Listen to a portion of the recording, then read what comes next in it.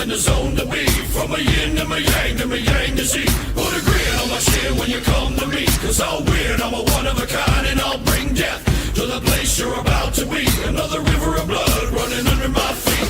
Forged in a fire lit long ago. Stand next to me, you'll never stand alone. I'm last to leave, but the first to go. Lord, make me dead before you make me old. I feed on the fear of the devil inside of the enemy faces in my sight. Aim with a hand, shoot with a mind, kill with a heart like Arctic ice. I am a soldier and I'm marching on. I am a soldier and I'm marching on. I am a warrior, this is my song. I am a warrior and this is my song. I bask in the glow of the rising war. Lay waste to the ground of an enemy shore. I read you, Lima Charlie, loud and clear. Hello, everyone. Welcome to another episode of Lima Charlie. And if you're watching this tonight here on Tuesday, the 22nd, you are watching it live. A lot of these are pre-recorded, but this one is live, and I'm glad to be joined. We probably could have gotten together and done this since we do not live that far apart, but joined by my good buddy, former cohort and soldier. Used to serve with him, David Ditullio. David, welcome to the show, man. Thanks for coming on. Troy, thanks a lot, man. It's been great catching up so far. So yeah, I'm pretty sure if I remember, getting a little older, I'm pretty sure you've been on my Stu and the Nun before, or one of my shows in the past. I remember we talked. We've had it might even have been twice, but I know for sure we did one. And it's good to be back on. Appreciate it. Yeah. Well, tonight's gonna be a little bit different. We're gonna talk about your, why and how you joined the military, and kind of some of the things you did downrange and some things that stand out. So glad you joined us, and awesome. Well, hey, we got people tuning in already. I see people coming on. So Dave, just kind of, if you would give our listeners and viewers a little bit of just when you came in, what you did, why you did it, and what was your reason for joining the military? Troy, it's funny because my father, I was an Air Force brat, and I was born in Alamogordo, New Mexico,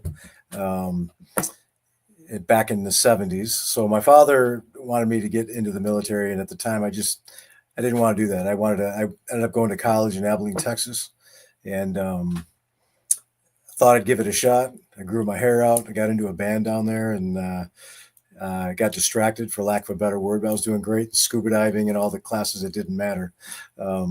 So I came back home to visit family, and we got a letter saying, Dave, you got to pick up your grades or this will be the last semester. And my father's like, I'm going to make this easy for you. You're done. So here I am now. I'm out of college, and I'm working at a restaurant where I met my now wife. So I don't question that at all. But while I was in the restaurant, I was like, is this really who I had a come to Jesus moment? I'm like, is this where I'm at? I'm gonna do dishes for the rest of my life because I didn't make anything of myself. And so you work your way up to fry cook. I mean, there's always possible. I did, and so I don't want to underestimate the value of being a fry cook. But so I remember a conversation that when I was in Abilene Christian University, my drummer's cousin came up to visit, and he was in the SEAL program. At that time, people didn't talk about it, really didn't know anything about it. So he's like, you should do what I do. And I'm like, what do you do, man? As I blow my hair back, and he's like, I scuba dive, I run, I get paid for that. And I'm like, well, that sounds pretty cool. So he talked to me a little bit about it, and then almost too good to be true. Right? Oh, you just run and scuba dive and you get paid? Wow. Yeah, I mean that's all I can do. I don't have anything else. So that kind of stuck in my mind. And when I had that come to Jesus moment, I was like, maybe I should look into this. Maybe my dad was right, and I should get in the military. So I went to the recruiter. I cut my hair first because I didn't want to give them the pleasure of seeing that. So I like to join the Navy, and they're like, "What do you want to do?" And I'm like, "I'll try this SEAL thing here." So at the time, they had a dive fair program. You can go directly into it. I didn't want to do that because I did know enough that there was a pretty high attrition rate. So I opted to go into it with a rate. I had a choice between corpsman and yeoman. I picked yeoman because I figured both of them had something to do with the SEALs. They couldn't be further from what the SEALs do. I learned to type. I can still do 60 words a minute on the old school typewriters, but that had nothing to do with it. But so the Navy's way of doing it was to put you into a rate that they can afford to lose you if you go to a special program like that. So, but I took the long way in. I got into the Navy. I trained every day in preparation for that. We were at Whidbey Island, Washington, and that's where they filmed Officer and a Gentleman. So it was a pretty cool place. I was in the same dive tanks that they had for, where they drop the helicopters in the water and flip upside down and all that. So I trained there with a bunch of good guys. EOD Mobile Unit 18 was there. Some officers and EOD took me under their wing because they knew I wanted to go into this program. So while I was down there, they gave me an opportunity to go to the Joint Special Operations Command in Korea. And I worked with SEALs and EOD just to kind of get introduced into the world. I wasn't doing anything that they were doing, but I got to meet the guys, talk to them, and really get to understand that line of work. So, So what kind of work did you do? What were you doing? So you went to Korea, you were with JSOC over there, but were you like, scrubbing barnacles, painting the side of a ship? I told you, Troy, I'd have to kill you. So that's what I'm telling you, you just had this like pretty straightforward job. I mean, I had a pretty 9-to-5 job. I got to wear camis and look cool, but all I was doing was officer records and things like that. And they were training down there. So I was just maintaining all the paperwork, awards and stuff like that. So nothing crazy. I got to check out South Korea and pretty cool place. But yeah, so I didn't do anything really fancy over there. It was just paperwork stuff. So hanging out with fancy people though. Hanging out with fancy people there. Yeah. So the highlight of my career was just being able to meet some fantastic people. Yourself included, actually. I like all the guys in our field of work, and that's probably the most memorable stuff is just all the stuff in the field with all the guys like that. But so when I came back, I had to go through my dive physical. I had to go through psych evals. It was a pretty in-depth thing. I sat in a hyperbaric chamber, had to sing a bunch of stupid songs in there to show that I could still operate literally under pressure. Had to take some physicals. So we did our PT test, push-ups, sit-ups, pull-ups, flutter kicks, swimming, the whole 9 yards. So it was that. And then once I got through all that, then I got sent to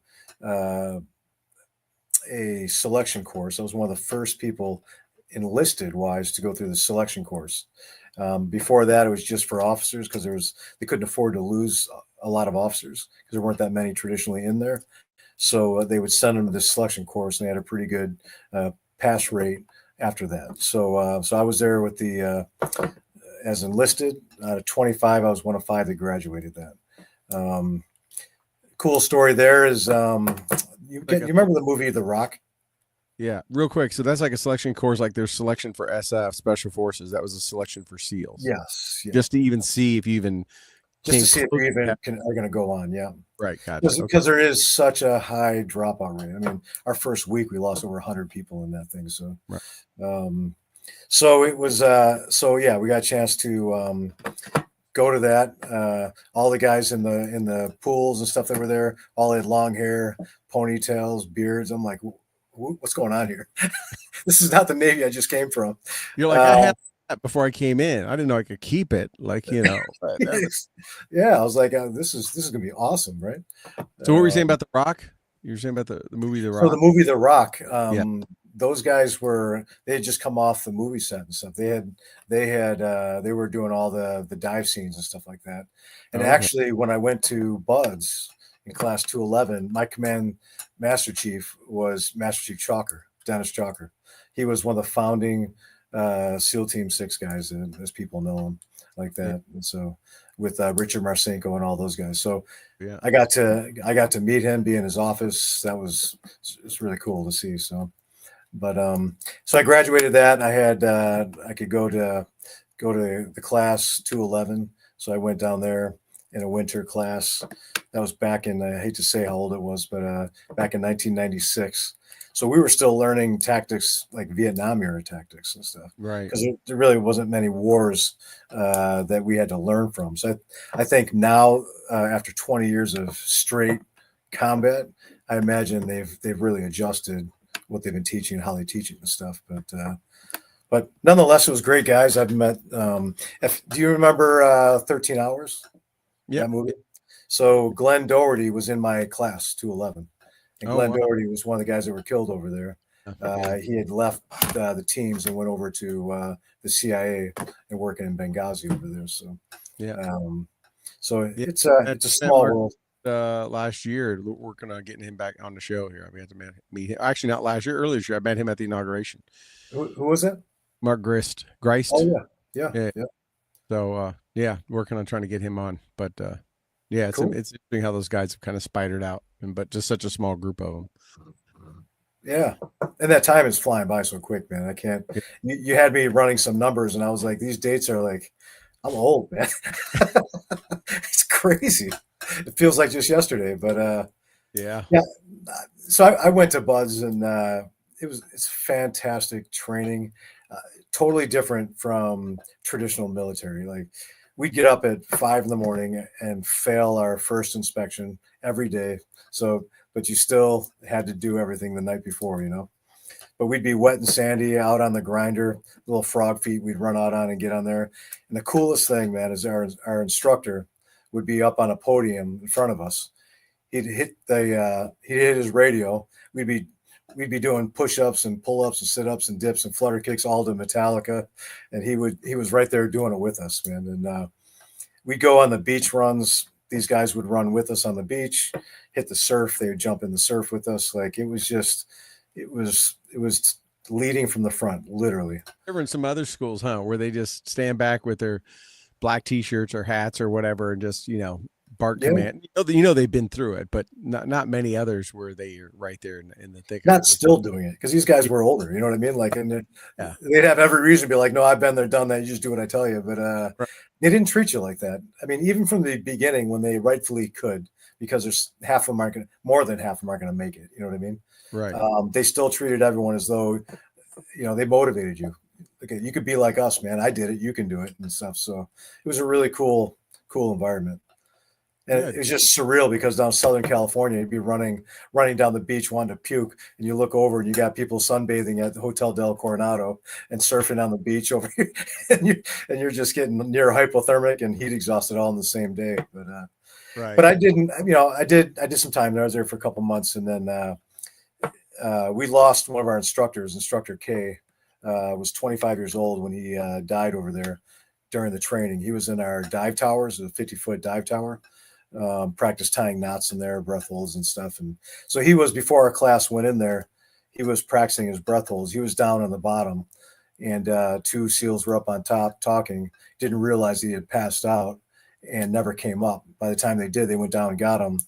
He just couldn't be revived. So I really realized there's a number of injuries that were pretty crazy while I was going through that training. So it really, it's one thing to watch a movie, Navy SEALs and all these other movies, and think like, wow, I want to do that. And then you get into it and you're like, this is quite a commitment. And so one of the instructors that I used to run on the beach with, he'd literally pull me from the group of like 300 people in our class, and he'd pull me on the side and we'd run against each other. And it got to be kind of a little bit of a challenge for me. And it was just really cool to do that with him. But one day he's like, you really got to think about this, Dave, because I've been married like 3 times, kids with each wife, and all I got is a broken down body, stories to tell that people forget, and I don't have the relationship with my family. So I liked what his honesty with me, but it sucked because till that point I was like, quitting's not an option. I got hurt on the obstacle course and stress fractured one of my ribs on the Dirty Name obstacle there.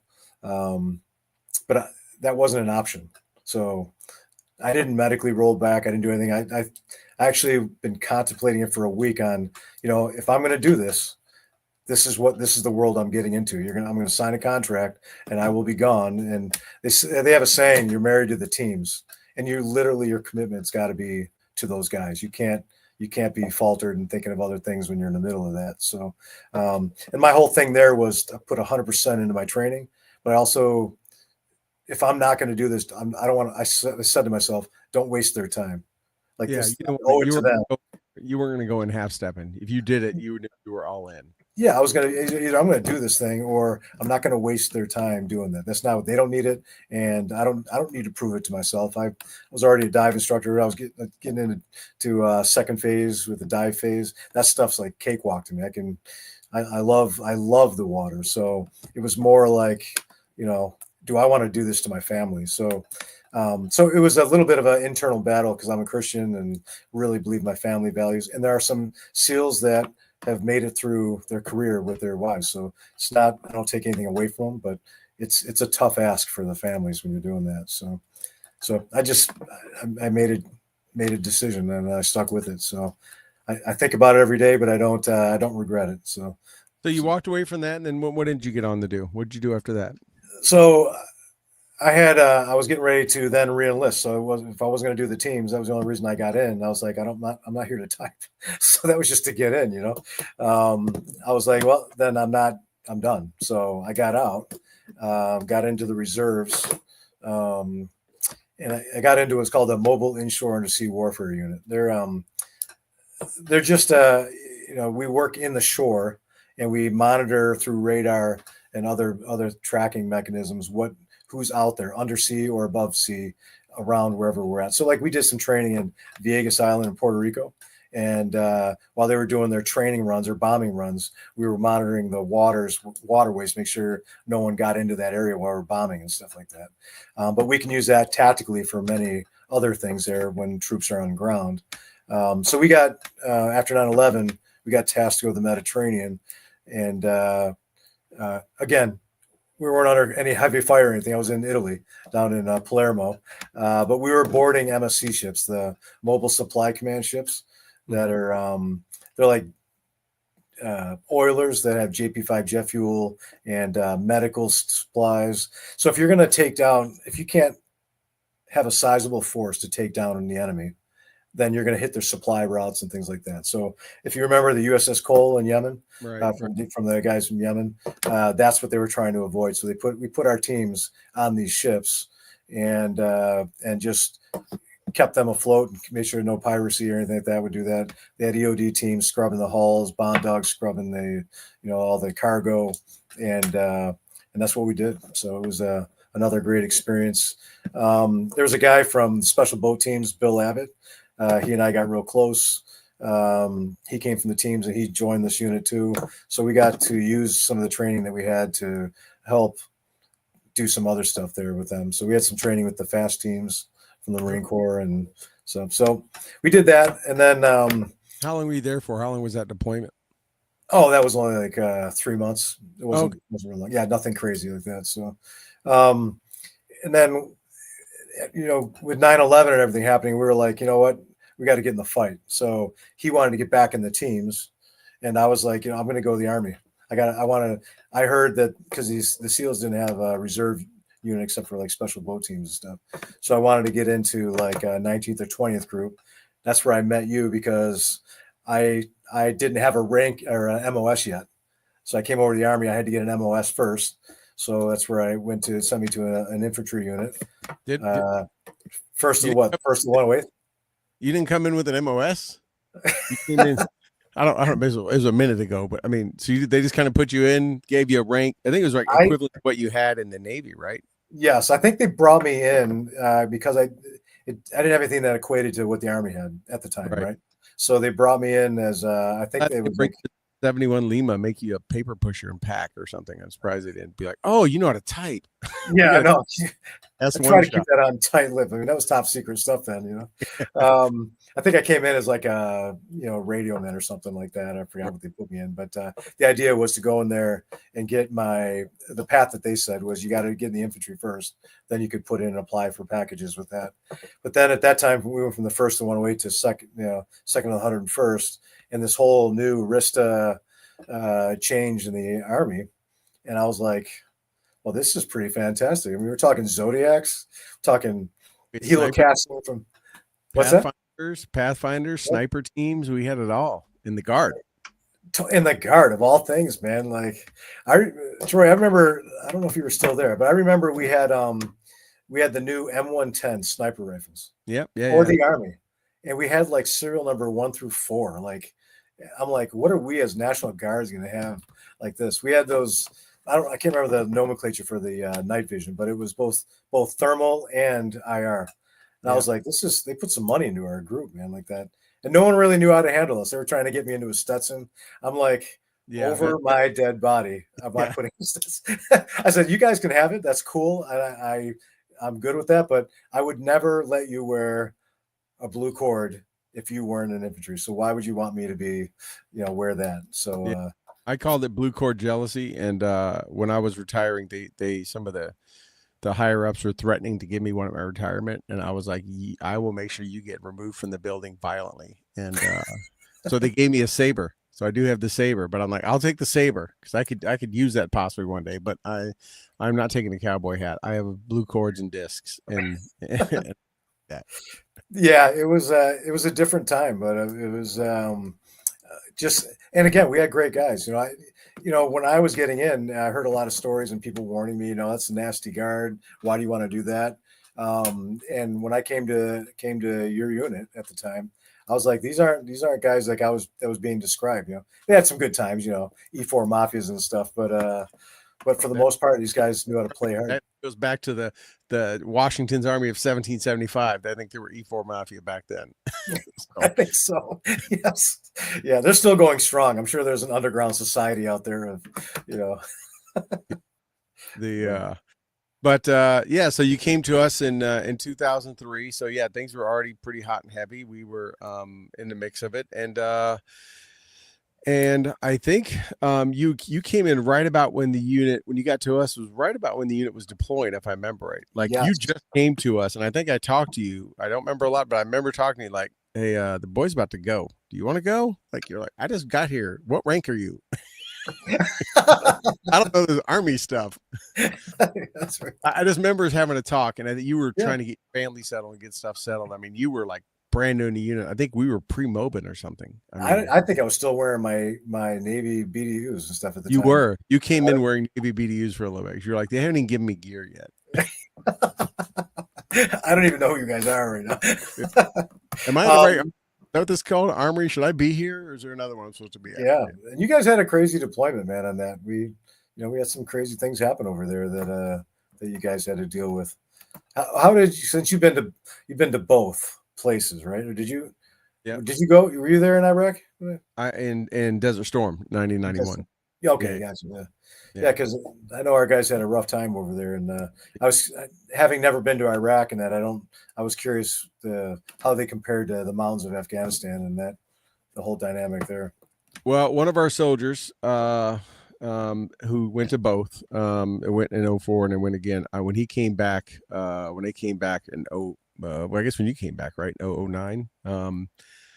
I asked him, Sharples, I asked him how it was, and he was like, I'll take double stack IEDs in Iraq all day before I go back to Afghanistan. I mean, because I was like, all right, Sharp, you've been both, right? I think we were at the airport. I was getting policing you guys up and all that stuff. And I was like, so you've been to both. How was it? And which one was worse? Which one was better? He goes, I'll take Iraq all day. He goes, he said Afghanistan was so much worse. So I just like, okay. When I was in Iraq, there was no IEDs. That wasn't a thing. We just had Scud missiles and, facing a couple 100,000 very hungry Iraqi, soldiers. But yeah.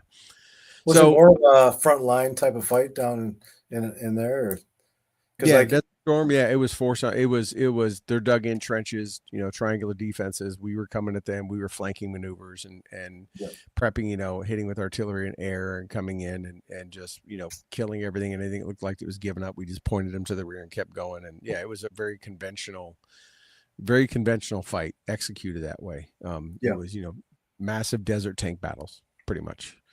And when we talk about like World War II and stuff and how, the greatest generation and stuff they had to face. And then you think about like Afghanistan, you're walking through the mountains and it's like, wow, this is beautiful. Some of the snow covered mountains and tall, like, and all of a sudden you're like, you're taking fire and they're not in uniform. So I tell people it's like different and it would be crazy in like what you're talking about. But it's also crazy when you don't know. You just know that they're out there. You can't tell if because they're not wearing a uniform. They're not, Yeah, I mean, women, children. And I mean, you think about Vietnam, World War II, Korea, right? Korea kind of started to get into this, who's the enemy, who's the friend, because you had the same people on kind of looking people on both sides, even though you kind of knew the enemy were the ones on that side. And then you had the Vietnam, which you started to get that asymmetrical fight, 360-degree fight, and everything. And then we got back into conventional with Desert Storm to the most part, right? The kind of what we've been training for, facing off against the Russians and Folded Gap and all that. And then we get into the Global War on Terror, which is a full 360 fight, and compared a lot to Vietnam, especially in how we left Afghanistan and Iraq, especially Afghanistan. But it was, who's the enemy? We take, as we'll talk about in a sec. You take a piece of property, you go into a village, you do some drop off some stuff, build some wells and whatever, and a few months later you go back through and it's rolled up, and they're not working with you. They're just like. But anyways, let's talk about your deployment to Afghanistan. That was 2008, 2009, right? Yep. What'd you do? What'd you go over as? What was your job? That kind of thing. So I was the senior enlisted on a team, and got in there with a new major that I didn't know, and it was interesting. It was pretty cool. This major ended up being a really cool guy. So I did left seat, right seat, had my team getting ready to go. So I went out there first just to roll out with them, kind of get the lay of the land, tell us what they were doing and stuff like that. Major Goad was awesome. I think I was in what area? I was in Kandahar. Started out in Kandahar. I was in a number of places through Helmand and Aruzgan and stuff like that. But started out in a small fob Mahalik, they called it, for people who knew Thomas Mahalik from SF there. It turned out to be like a CIA black site. And so when I did my left seat, right seat, Major Goad was former Navy too. And so when he found out we talked a little bit, and he's like, I want to take you to see some of your brothers. So I'm like, whatever, so he took me to this side of our little fob there called Omega Group. And I didn't know anything about it. So Omega Group was made up of the CIA, and it had guys from Dev Group, SEAL Team 6, right, and guys from Delta Force CAG that were no longer operating as that. They were now under this group called the Omega Group, working with the CIA. And so I walk into this room. The guys, hey, boys, I'm going to introduce you to Dave. He just joined us. They're all got MP5s. They're wearing man dresses, getting ready to go into some beat-up vehicle, go out on mission. And really cool dudes. I got to this deployment was probably the icing on the cake for me. I mean, I didn't get to do the stuff I really wanted to for reasons that I gave you already with the SEALs. But this deployment was probably, I don't know, it was the best, man. I got to work because as you know, there's some teams over there like at our base that had options to go out there. They kind of took themselves as, we're kind of maintaining the base. You guys can go operate. Right. So I wanted to get out there, man. I mean, this was my time to. I told my daughter, I'm going, and I'm going to make this an away game, not a home game. So right. In my mind, I was like, we got a job to do. So. So did right in? I mean, that being a very tight community, obviously you went through buds and did some of that, but I mean, how did that, you kind of give me your background? Did they take you in pretty well, or were they just like, yeah, National Guard guy, it's cool, go back to your side of the base? I expected that part of it, and it wasn't that really. I mean, we had to prove ourselves, I would say, a little bit, and part of the proving was, are you guys trainable?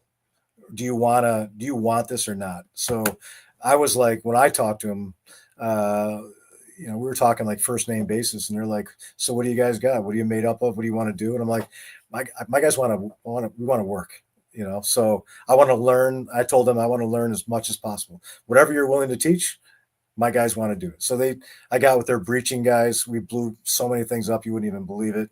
One time I was stuck on an IED for 8 hours that first week we were there. And I was like, that's never going to happen again, because we're like a sitting duck sitting here in Afghanistan. So I went over to another Dave, and I said, listen, I need 60 pounds of C4, deck cord, M68 plungers, primers. And he was like, he just pushed it all my way, no questions asked. And he said, you want me to teach you a couple things on that? So everything from ring mains to puck charges using chew cans, and how to blow doors and blow up IEDs. And so they were just, when they saw that we were trainable, I think that was it. And then we did a couple missions with them. They saw that we actually knew how to do our op orders. We were prepared. Every guy knew how to do their PCCs, PCIs, and all that good stuff. My point was, if we're going to be out here just as a small team, then every guy needs to know how to communicate via sat radios, know how to know where they're at in this world, and stuff that you know about. So, and because we had that attitude, and the guys knew when to play and when to work, these guys were like, "You guys want to play? Let's go." They liked our. They actually liked our LRAS. Are you familiar with that? Do you remember that? The LRAS? Yeah, that's the long range advanced scout surveillance system. Yeah. You could see 12.2 miles and put a 10-digit grid and drop some Yeah. ordnance. So there's a guy from the teams that loved that. And he was like a combat controller, wearing radios all over himself, talking to fast movers, and he's like, "Can you bring that toy with you, man? So we can go to what we call POO sites, point of origin sites, where they were rocketing us every day and stuff." And so we would just take our machine out there and call for fire missions on these things. But those guys, they took us in. I didn't expect that, Right. but we didn't do it all the time. Team real quick. So your team's a little bit probably made up a little bit different than mine. So how many on your team, and what was the rank structure span?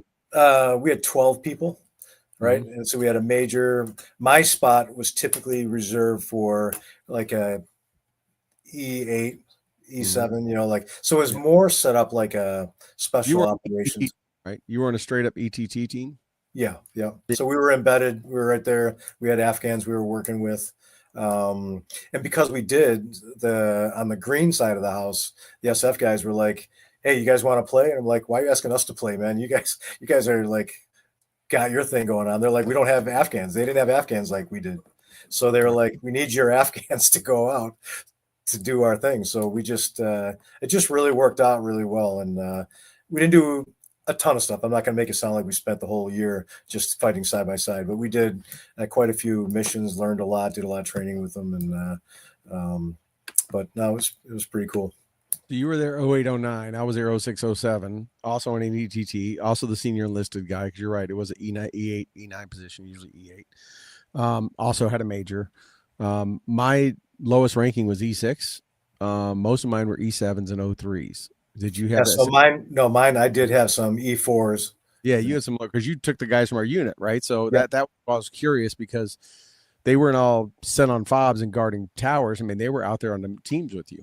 Yes, yeah. Yeah. So it was quite a challenge. So my thing was when I knew we had the caliber of guys that we did at our base, I was like, I'm taking advantage of this, man. You guys are going to get some training. I was like, if you can help me, I said, I had some active duty time. I'm familiar with your world, but not only do I want to get up to speed on everything you're doing, how you operate and stuff, but for the safety of my team. And some of these guys never left New York, let alone this country. And I want to give them the experience of working with some high caliber people. So it was Right. cool. So the advantage I probably had was because most of mine were, I had one E6, our good buddy Dave, that was in our company, but most of them were E7s and O3s.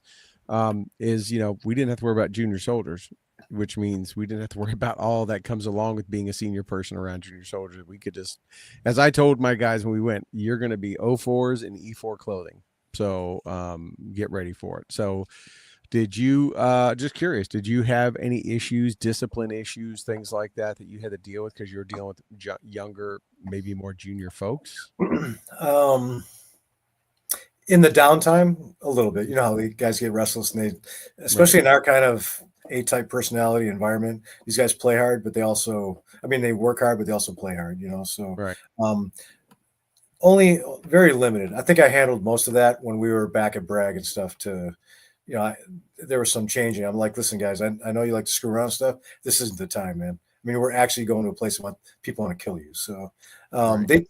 I was lucky that the guys, did their part, man. They became men over there. Good. So let's talk about some experiences from there or from your time in the Med in Italy. I didn't That know. was serious time, man. All right. Yeah, I know. The cannoli was just, melting. It was hot, Yeah, it was like I got thirsty. Yeah, but Um, no, let's talk. I mean, anything that stands out, especially probably mostly around your Afghanistan tour, but anything that stands out, any stories, people, events, anything like that that you just, people would never hear if you didn't tell them, if they didn't ask you, that you think people should know about that happens down there, that just left an imprint on you. I got some funny stuff, man. I'd like to write a book on some funny stuff that happened. Everyone's got these little hoo-yah stories, stuff like that. But we were sitting around a fire, and I had fires a lot because I wanted guys to have like what we do back home, kind of a fire, like a campfire type thing. So we do those. And I said one morning we're having coffee and getting ready to go out, and I said I had one other guy here. We were having a cigar together, and I'm like, I want you to watch this Afghan right here. He goes, why? What's he doing? I said, just watch him. So it was a row of outhouses, right? And the outhouses were true outhouses. They had like 55-gallon drums in the back part of it that was cut in half, and they slid it under there, and we did our thing in there, right? So I said, just watch what he does. So I said, what do you notice around here? And he's like, oh, I see, sticks and rocks and things like that. I say, just keep an eye on that, all right? So this Afghan walks over there and pulls one of the 55-gallon drums out that's filled, you know what I mean, with everything, And I said, watch what he does. So he rolls up his sleeve and pours gas into it, and then sticks his arm all the way in and stirs all that in there. And he's like, like, guys ready to throw up looking at this guy doing it. I'm like, that's why we'll never win this war, man. Because to the right of him, you and I would have grabbed this stick and stirred it with that, and he's sticking his arm into my feces that I just got out of there with. And everyone else is, because in Desert Storm that we had to do that. Sergeant Stewart was Buck Sergeant Stewart was a guy. Sometimes I had to do my duty and do it for the platoon. So I use sticks also. We may have even used an old one of our mortar aiming poles, possibly. I don't remember, but that was a minute ago. But yeah. That's a good example. I was never going to win this war. That's a good example. I remember going in there, and you're always worried about snakes coming up, and that you don't know what's in this thing, man. There's all kinds of stuff out there. I remember dropping one of my gloves, and I always wore gloves over there, and it's just teetering on the top of everything that's down below. And I'm thinking to myself, how bad do I want this glove? I was one-handed for a while there. But we had a lot of fun in our downtime. Do you remember Aaron Elliott? Yeah. He was a lieutenant. He was okay. Elliott. Okay. I was thinking of a guy named Elliott, but I can. No, he's up there now. I'm surprised. I don't know how he got as far as he did, but Aaron's a good guy. We were down there, and we were all bunkered out, and I hear him sitting on this rack with another guy talking about. He was fascinated. This one guy was an amateur ghost hunter, and I come to find out that Aaron is like totally freaked out about. He won't even buy a house. If he finds out someone died in the house, he's not buying that house. If he finds out someone thought there was ghosts in there, he's not buying it. So he was like enthralled by what this guy had to say about ghosts and stuff. So when I found out that he was afraid of ghosts, he'd have his little area, his little hut that he was sleeping in. So I'd send guys over there, and we'd like rearrange his room. Just like little things first. And he'd like he'd come back to where all our guys were and be like, hey, Dave, did you guys go in my room? I'm like, why would we go in your room? He didn't know I heard all this story about ghosts and stuff, right? So he's like, all right, just make sure no one goes in there or whatever. I'm like, yeah, no one's in there, man. I've been watching them all year, right? So I let a week or so pass. Next time he comes in there and he's in here for a while and they're talking, I go keep him occupied. I'm going to go over there, and I mirror imaged his room. I put his bed that was on the left side over to the right, all his shoes over to there. And I took his shoes and I made dust prints like they walked up the wall and across the ceiling and down to the other side, and complete mirror imaged his room. And he had already put a hasp on it to make sure that no one would get in there. So when I saw the hasp, I used a drill bit and pulled all those things out, did our thing to his room, and then locked it back up. So he's like, Dave, get over here. I want you to follow me. I'm like, what's going on, sir? And he's like, was anyone in my room? I'm like, no, I don't. I thought everyone was here. He goes, and we go up to his room, and I go, why would anyone be in there? You have a lock on it. I'm acting like stupid. You know what I mean? I'm like, you have it locked. What are we doing, sir? Why are you messing with me? He goes, look, and he opens up his door, and I know I try not to burst out laughing because I know it's complete opposite. I'm like, That's the hardest what? part, right? Is not Yes. So I'm like, what? What are you talking about? He goes, you don't see it? And I'm like, see what? And he's like, the room is completely opposite of what I had. I'm like, shut up. He goes, look at the ceiling. It's got his footprints on there. I'm like, I don't know what you're talking about, man. Quit wasting my time, right? So I we did some things. I'm making a long story short. We get back overseas. During this time, while he's on the phone with his wife, I hear him talking about, what do you mean you sold the truck for a pig? And she's like, yeah. And he's like, she's just totally a jokester. She was messing with him the whole time, like stuff like that. Like, that guy couldn't catch a break. yeah, right. So when we get back to the U.S., right, I call his wife and I'm like, listen, are you ready to play a joke? Because from one jokester to another, I've listened to the other end of your phone calls talking about messing with him all the time and watching him smoke cigarettes like they're going out of style, And she's like, yeah. What do you want? What are you talking about? So I told her the story that we did over there, and he still doesn't know. I never did anything. All the guys kept it quiet. We're back in the States, so he's like, this is perfect. So she had her brother up, and he was from out of town. He came up to visit. So he's like, we're all getting ready to go leave. So I'll get everyone out in the car. I'll tell them to go back in like I forgot something, and I'll have them change the room up and come back to the car. So, right. So she does that. They go out for the evening. They come back, and he goes into the room. He goes to open the door in his room, and he sees things have changed again. He never told his wife about this. So she calls me. She goes, Dave, I need you to say something. I'm like, why? What's wrong? He's been standing outside the door. He won't even go in the room. He's just looking at the room. I said, put him on the phone. You finally had to come. Yes. So I finally came clean with all that. And his wife was a rock star, man. But so that's the kind of stuff. Yeah. When you get bored, that's what we do overseas. So. Yeah. I mean, it could be a lot worse, but for sure.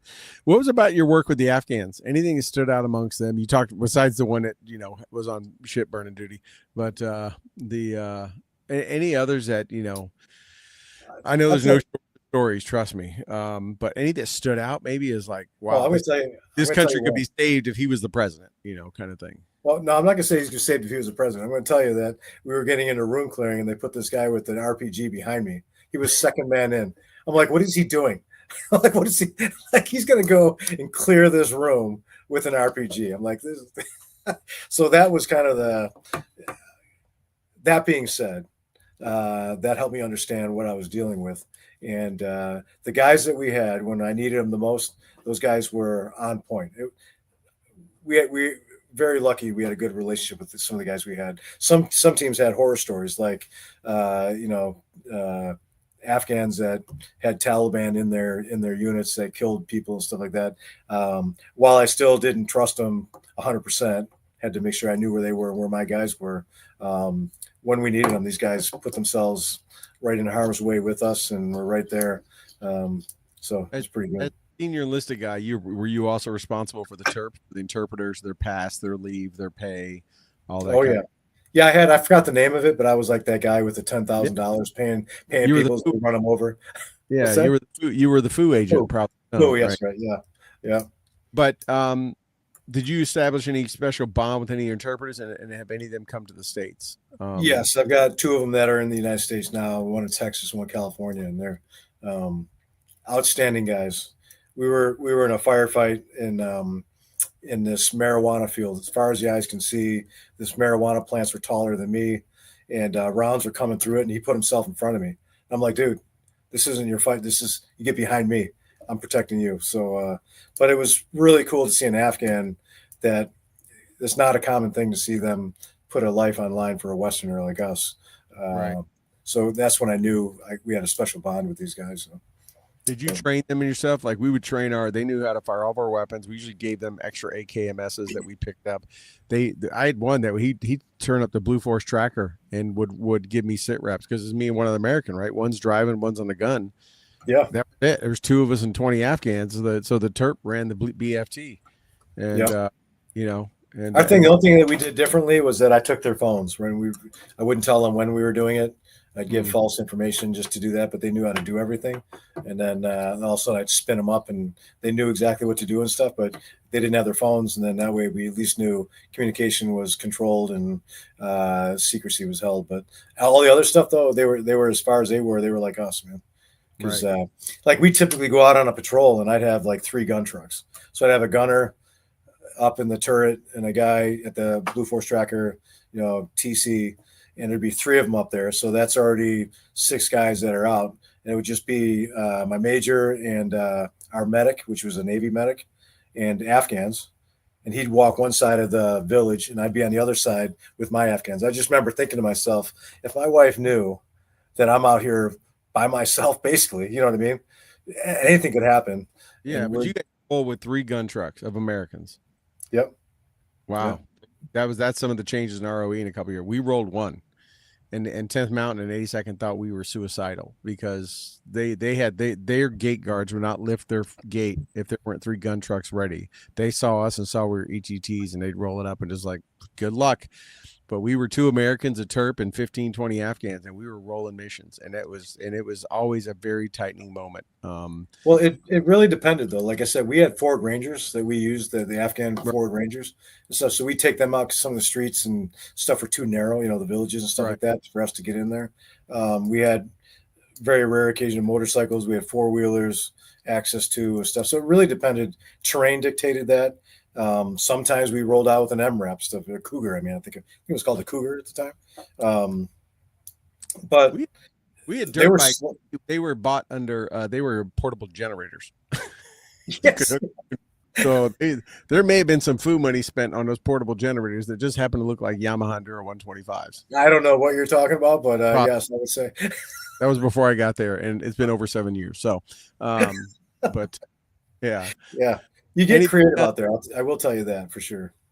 Yeah. Well, I can tell you, my dad did multiple tours in Vietnam and would tell me stories about that was like a special forces there. And pretty much they had to beg, borrow, and steal everything. The stories were so similar when I would talk to him, what we were doing. I mean, we were doing a special forces mission, right? FID mission with local indigenous people.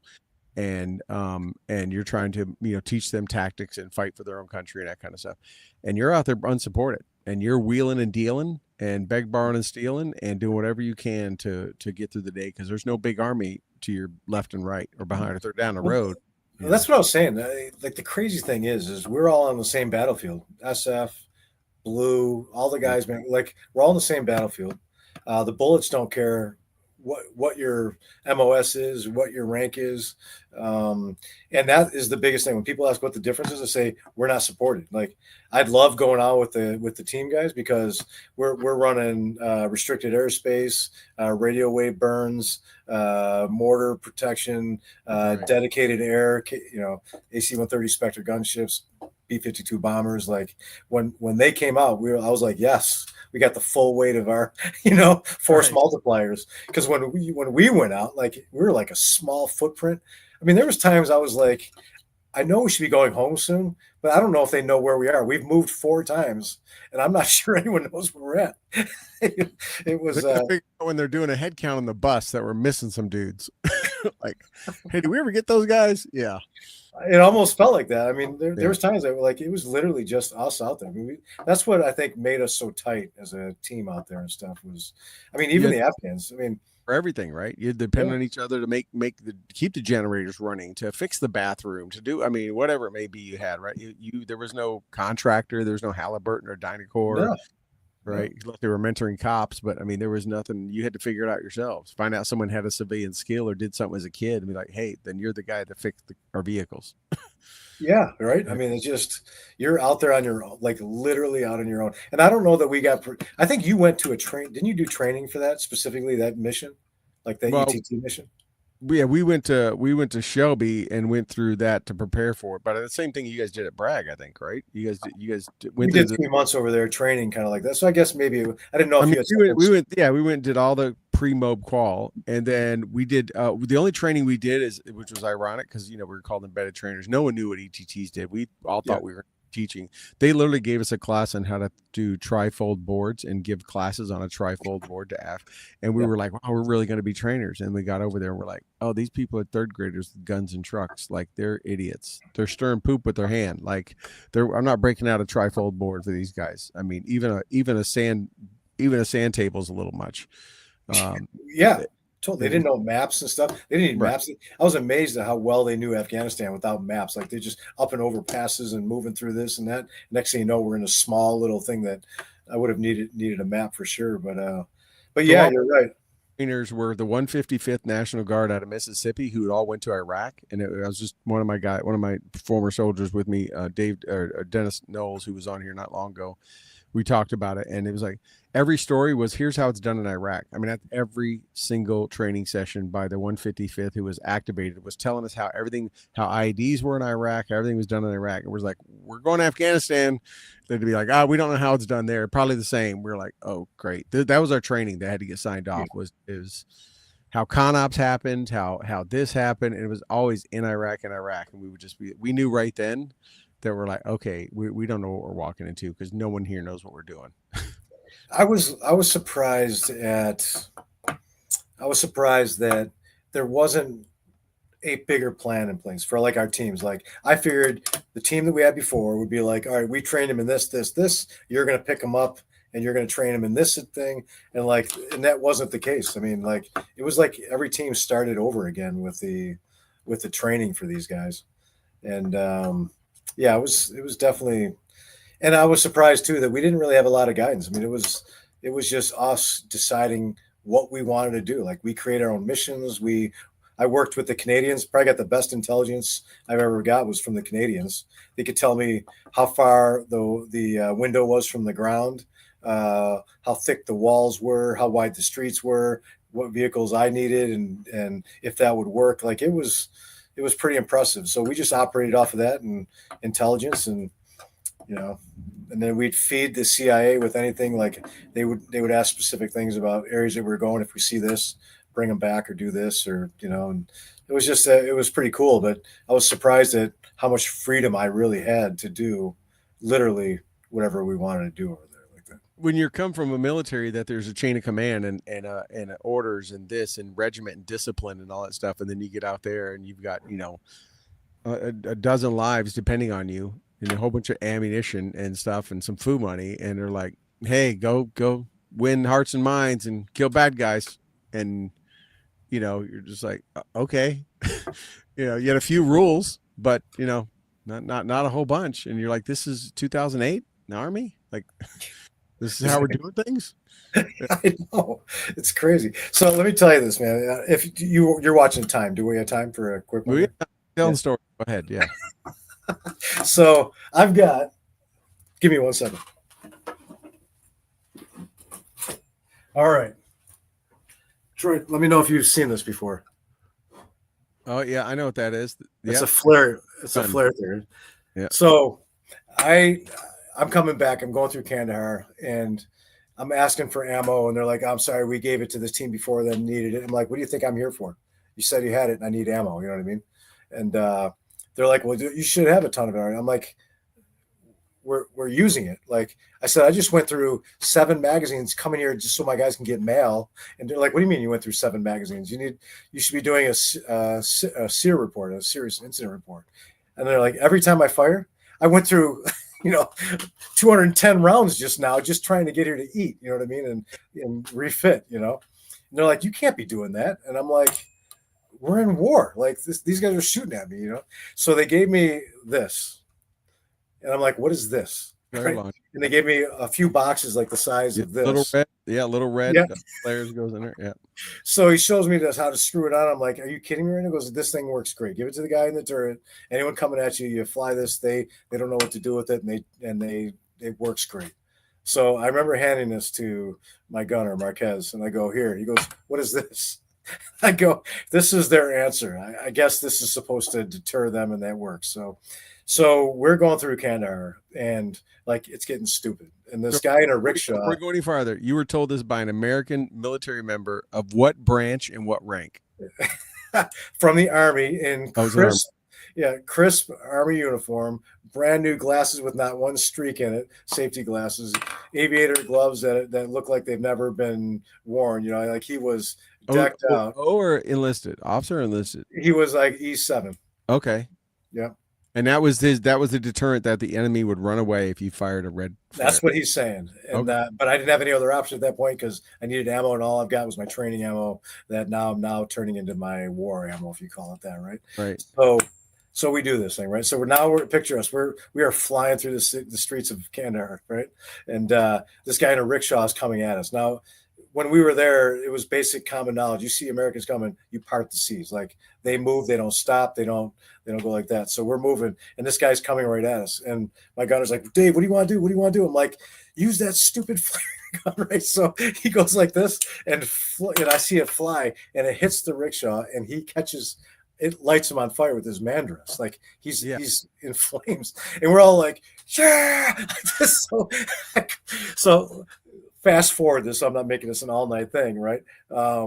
We come back like another week later, and I'm like, hey, I need more boxes. I gave him like 6 empty boxes. He goes, what do you mean you need more boxes? I'm like, these things are great. It's like we're lighting up the streets at night. They're like marshmallows, man. You're like, what? I'm like, yeah, this thing, you're right. They work great. And they're like, here's your ammo. Yeah. You're like, you're ready to kill them rather than burn them. Lighting people on fire. Do I got to do a serious incident report for that? Or is that cool because it wasn't a bullet? I mean, how does that work? Yeah. I was just thinking to myself, I just remember that they wanted me to do PT tests. I'm like, I don't even have power in the places I've been at right now. You know, like, what do you think I'm doing out here? Like, you want me to do a PT test? 2 to 3 years prior, we went up to our higher core fob at Gardez, and we went to go get ammo. We needed ammo, and they were like, "Where's all your ammo?" We're like, "We're shooting it all." They're like, "You're supposed to be training. You shouldn't be shooting it. You shouldn't be." They literally told us you shouldn't be getting out of your vehicles. We're like, "Well, our A&A get in battles," and they're like, "You should direct them from your vehicle." But we're like, "No," but they were like, "Why are you shooting it all?" They're like, dude, it was almost the same thing. We're in combat. Like we had to fight to get here. We're in ticks all the time, and they were like, the bullets are still flying. yeah, and they're just like they were amazed that, and in fact, we started getting it from 10th Mountain. I befriended a lieutenant in charge of a ASP, a BMO, and a couple E3s, and they would just take me under Gamma Goat to their ASP, their AHA, and let me load up as much as I wanted. And when we left, when we got there, I don't know how it was for you. They handed us a Ziploc bag of 210 rounds of 5.56 and some 9mm. And this was at Guard. This was in Kabul. And he said, "Do you want to count it? So you got to sign for it." I'm like, and it's a class 5 expendable. I'm first sergeant. I kind of know how this stuff works. He's like, "No, you want to count it first?" I'm like, "No." They're like, "You want to make sure you're signing for that?" I'm like, "It ain't going to be the same. This is day one when I get there." I'm like, "This won't be the same ammo I turn in a year. Trust me." And it was a Ziploc bag of someone else's turn-in ammo. And when we turned it in, I don't know how much I was emptying my mags and frags and this and that. They were like, "Where'd you get frags? You guys have," and I was like, "Here's all my ammo." And it was amazing that people that sat in the same combat zone as us were so disconnected how it happened outside their wire. That no idea. I mean, we bought sawed-off shotguns off the market. We use those for breach guns. We use those to push vehicles back. We didn't have cool red marshmallow flares.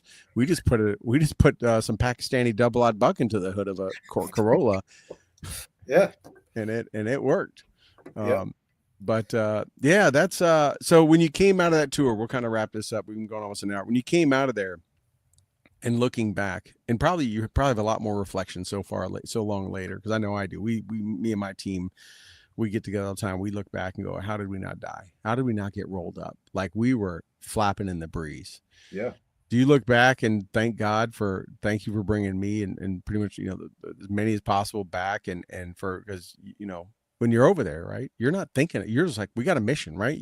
The guys want us, we got work to do. Not this one's kind of high on the risk matrix. It's like, let's roll. No, we'd be down black routes and stuff like that. We didn't have an option at that time. So, yeah, you know what? When you're over there doing the work, you're not really thinking about it, man. Like I put my family in a little box when I'm out on mission, and I'm 100%, loading ammo with let the bodies hit the floor. You know what I mean? Like Right. that's rolling through my head, and I'm just thinking 100% locked in. Dying is not an option. I've told many Afghans over there, like, I didn't come here to die for your country. You can die for your own country over here. Like, we're gonna handle business over here. But then when I came home, that's when it all hits you. You know what I mean? Like, you're like, wow, I don't know why I'm here. So some people struggle with that. I was older when I went there, so I had a good religious support group. Family was 100% supportive. Like, not everyone is fortunate to have that, and so some guys were still kind of messed up with that. So it's a crazy world, man. The ET2 world.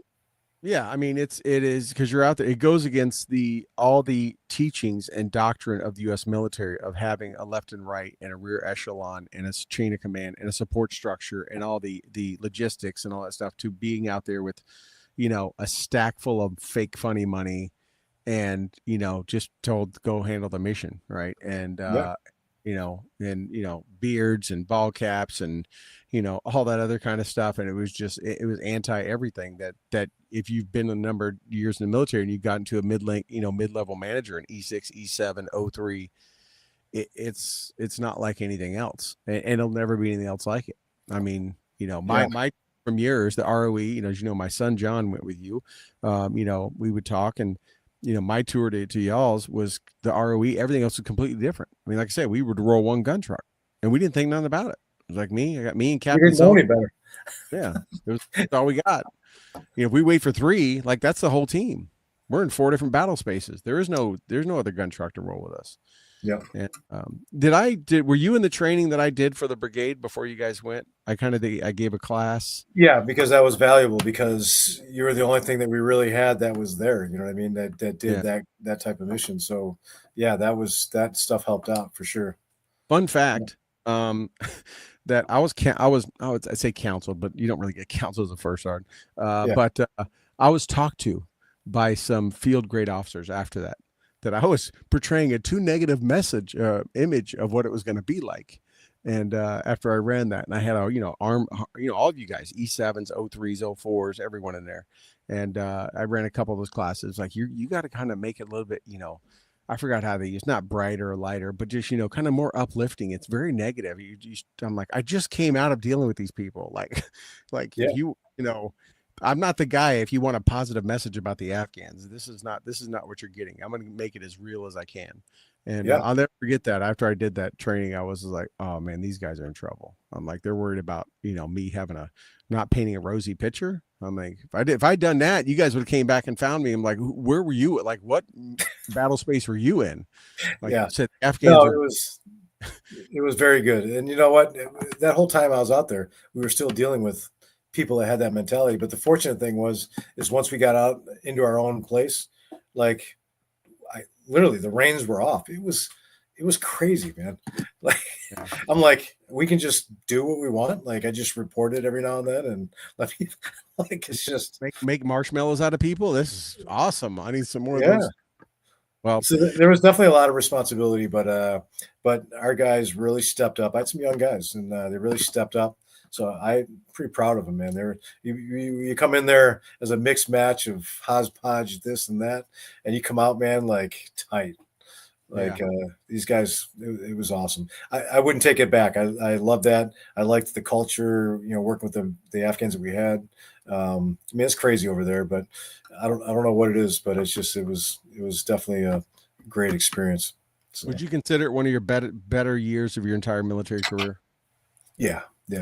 It put everything I ever learned, ever wanted, all in one, man. I mean, I was very blessed to be and work with people who I did, and I got to test it. So when I left buds and stuff like that, I always had in the back of my head, what if, Right. what if I had kept this place tested me? Because the major that I started to work with there, he was like, normally this is an E8 position, and at the time I was an E6. He says, I think you're ready for it. You ready for it? And I'm like, let's do it.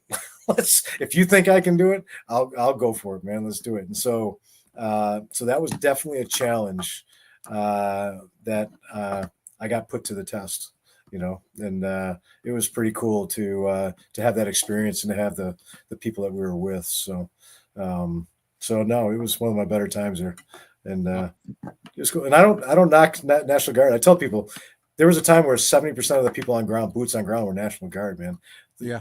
the Guard makes it happen, man. It's not the Guard of the old that people talk about anymore. Well, after 9/11, it tested, right? They got rid of the ghost soldiers and soldiers stayed. And by the time 2006 or 8 or 9 come along, anyone that's in the Guard has enlisted or re-enlisted knowing that we're in a global war on terror, right? They're not doing it for college money, right? It was just a different caliber of soldier, right? Yeah. Those that wanted just that got out when their enlistment came up. But we would say it all the time. As we talked about, people brought a lot of civilian skills. They were cops, they were engineers, they were carpenters, they were whatever. And you need that on an ETT mission when you're a handful of people on a small fob and you have to supply everything yourself, right? You literally doing everything. It breaks, you got to figure it out. Active duty can't do that, right? A lot of those guys, and I was active like you. I mean, they come in from the high school, this, that, whatever. They go in, all they know is Army. They don't have, unless they just happen to have learned it as a kid because their parent did it. They don't have those skills. They don't come from that. And that ETT mission was built for the National Guard. I mean, it was that's who are always the most successful. Was the National Guard, because they also know how to deal with civilians and they understand civil rights. And even though Afghans have different, where, Army's just, bodies, bloody bodies, and C-130 rolling down the strip and just, that kind of stuff. There were a lot of guys on my team that, understood that these are the people's homes we're going in. Right. That's a good point, man. I never thought of it that way, but you're right. Yeah. They understand that, I wouldn't want someone coming to my house doing this because they know they're going back to doing that. They're going to go back and live in a house and that kind of thing. And they just seem to have more. When we worked along with 82nd, 10th Mount, whatever, you could tell we just carried ourselves differently and we just treated people a little bit differently, even though we'd pop a dude in a second if they were bad. But, we just it seemed like the National Guard, not just my team, but all the teams respected the local populace a little bit better. Yeah. Than sometimes active duty does. But you need that discernment for the type of war that we were in. That discernment is valuable. Yeah. So to wrap up, we talked about a lot about your career and service. Anything that you're doing still around, anything you want to talk about or anything you want to mention before I let you go that we just didn't cover? Any event or story or? Well, one thing I saw was Doug Mullen said his kids both graduated from ACU. So Doug, if you're still listening, tell your kids I said hi. That's cool. Great college. I'm sure they did great with that. So didn't want to miss it. I just saw you wrote that there. Doug is a longtime friend. I think we're the godparents of his kids. He was my mortar platoon leader in Alaska in the 501st. So we go way back, and I see Doug a couple times a year usually. So yeah. Well, he wants to see you your crazy stories still. So that's good. I like it. Yeah, that's cool, Doug. Thanks for your service, Doug. That's awesome. No, you know what? Been very lucky. I said I would stay in the military until I wasn't having fun anymore. I mean, like I said, I wasn't expecting to ever get into it. So when I got into it, and 23 years later, I was sitting literally on a little recon site, just on glass, in the pouring rain, mud, mosquitoes, spiders all over me. And I looked at this kid to my left, and I go, I remember when I was his age, looking to the old guy on my right, going, why is he still doing this? And I said to myself, why am I still doing this? Well, they call us gray beards for a reason, right? We're doing, even though you're a little bit heavier in the gray. I don't know how that is, but listen, you just leave that alone, all right? You got a head at all or what? You got a head full of hair, so you got that on me. So I'm not going to say anything. So not that I'm jealous, but Do you miss the military though? I miss the people. Yeah. I miss the military back in my military. Different. Oh, now it's getting back that way. With Pete up there, it's getting back that way. But the last 4 years, I don't know. But I mean, again, look at the rules of engagement changing. You thought you guys were cowboys out there. It was a lot more when I was there just a few years earlier. I miss the people, right? Which is why we all stay in contact. I mean, and I credit the military 110% for every one of my successes that I've ever had in the civilian world or anything else. The skills it taught me and the things like that. I give 100% credit to that. So here's the $1 million question, Troy. You got called up today to go back to Afghanistan, would you? Back to Afghanistan? Boy, that would be a target-rich environment, wouldn't it? If I could go with my team, which is what I said when I came back. If I could take my team back, Yes, and absolutely, and again, Walkers and walkers and canes and all. there may be some hurt backs or whatever, but that's why we have a lot of meds in the VA. But no, Yeah. I mean, you give me that ammo, give me my team, and like I said, that is that's a free fire zone right there. Yeah.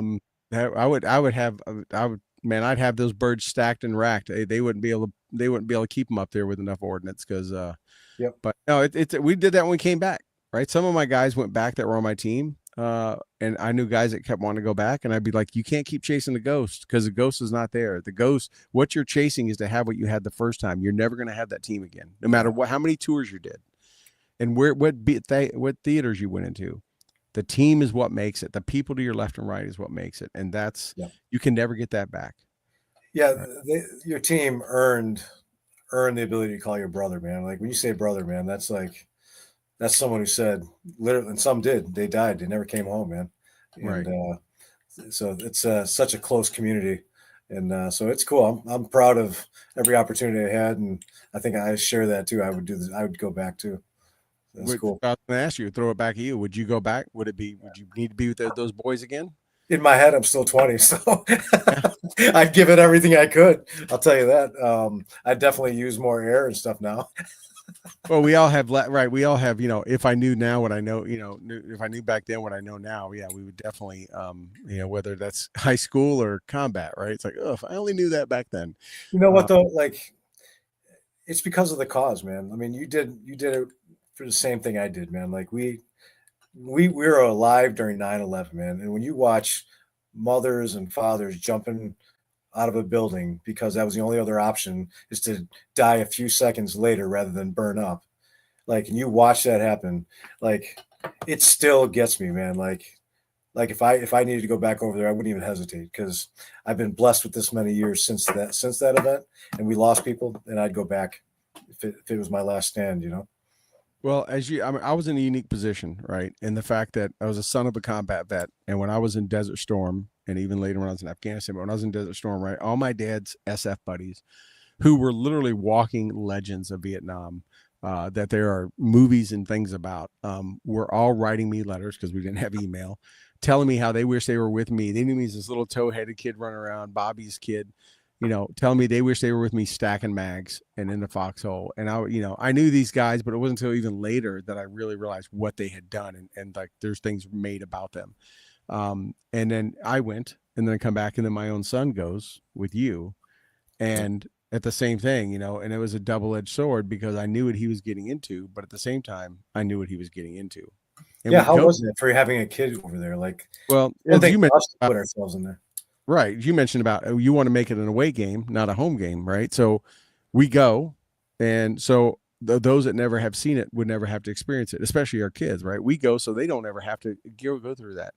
It was a double-edged sword knowing that I was when I went, I already knew you guys were deploying. That's the reason I went when I did. I already knew the brigade was on tap. And I was like, I'm going knowing that there's nothing I can do to stop it. He's going on over there. So, I was in a completely opposite end of the country of him. So I definitely didn't have an impact on making the battle space better for him, but I knew what he was getting into. And that was also the flip side of that coin is like, there was nothing I could do to stop it. And That's gotta be a tough, it because pained people me. ask me and I say, being in combat's almost easy. You know what I mean? Like we're focused on the job. Oh, And, it's easy. It's the best life easiness wise. I think it's the absolute best. yeah, we didn't have a lot of time to just sit there and think. Like our wives, like my wife would say, like she was afraid when the phone rang that was the call. When a Right. car pulled into our driveway to turn around, she didn't know if that was a car to tell us that. You know what I mean? Like they lived with that every day, and you and I probably We never lived, really thought. we lived with waking up going, am I going on mission? Am I going to eat? I may play some Xbox. Maybe I'll go over to A&A land and then, whatever, play some more Xbox or go sit out by the fire pit. Right. That was it. Right. We That didn't was worry our about life. oil changes and the dog crapping on the carpet and the water heater leaking. And that's what I mean. It was an easy life. You didn't have all the everyday stuff. Yeah. It was, we had like 4 things a day to do. One of them was not die. The other was maybe kill some bad dudes. And the other stuff was just filled with boredom. Yep. And that was it. And that's why I mean, it was an easy life. Money went into the bank. She was handling the payments. All that stuff was there. You were getting your ammo. you got some care packages, life was good. Yeah, I know. I think we sometimes we underestimate the role of our wives and the family we left behind. Yeah. That's tough, man. And you got to experience that a little bit. I guess is why I was curious because your son's over there now.